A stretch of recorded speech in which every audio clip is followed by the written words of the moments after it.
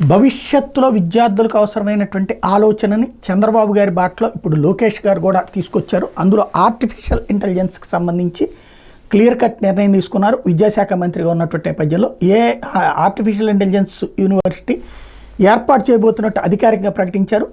అయితే ఎక్కడ ఏర్పాటు చేయాలని దాని మీదనే అధ్యయనం చేయాలని చెప్పి ఈ వర్సిటీ ద్వారా విద్య, వైద్యం, సుపరిపాలన తదితర 16 రంగాల్లో సమర్థవంతమైన సేవలు అందించేందుకు ఆస్కారం ఏర్పడుతుందని ప్రకటించారు.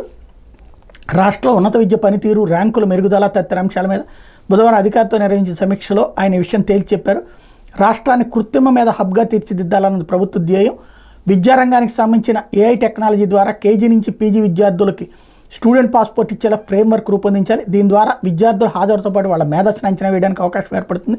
విశ్వవిద్యాలయాలు, కళాశాలల ర్యాంకులు మెరుగుదలకి పకడ్బందీ చర్యలు తీసుకోవాలి. పీజీ విద్యార్థులకు ఫీజు రియంబర్స్మెంట్ బకాయిల మీద సమగ్ర నివేదిక ఇవ్వాలని లోకేష్ ఆదేశించారు.